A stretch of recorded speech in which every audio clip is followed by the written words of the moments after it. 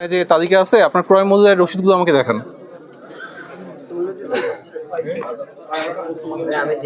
আচ্ছা, কে দিছে জানেন না তো? আমরা আসছি এই জন্য আপনার হঠাৎ করে দিচ্ছেন। আপনি এখন আমাকে ক্রয় মূল্যের রসিদ দেখান। এই এগুলো আগের এই এই আচ্ছা, আপনি আমাকে রসিদগুলো দেখান, রসিদ দেখান আগে।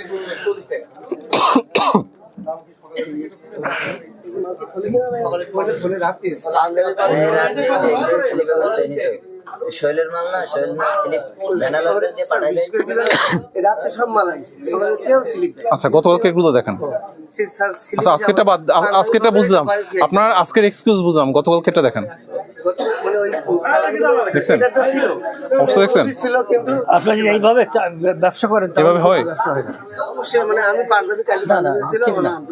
আপনি তো পিএস বিক্রি করতেছেন, পিএস বিক্রি করে তো আপনি আবার কাঁচা বাজার কিনতেছেন, ওখানে গিয়েও তো একই অবস্থা। এখানে একটা অনিয়ম করতেছেন, আবার ওখান থেকে একটা অনিয়মের শিকার হচ্ছেন আপনি। আমি তো আপনার কথা বিশ্বাস করলাম, আপনি আমাকে কাগজগুলো দেখান। গতকাল কেউ নাই, তার আগের দিনের আছে।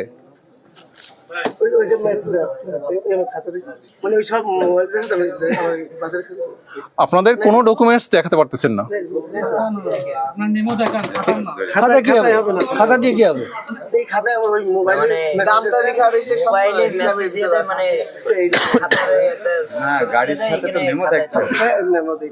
শোনেন, আপনি ব্যবসা করেন কবে থেকে? নিশ্চয়ই হলো এই 1 মাস থেকে ব্যবসা করেন না? তাহলে 18-20 বছর যদি হয়, ব্যবসার নিয়মটা কি?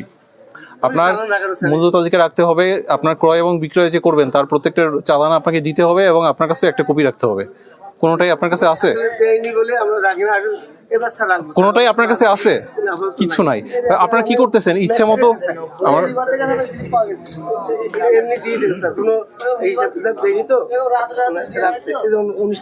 দামও দেয়নি, দামও লিখিনি, তাহলে আর কি লাভ হলো? মানে এবার দাম ফেলে একই অবস্থা। কাল থেকে মেমো, সম্পূর্ণ মেমোটা আপনি মালের গাড়িতে, এইটা আমাদের রাস্তায় পুলিশে ধরতে পারে, বাজার কমিটিকে দেখাবেন।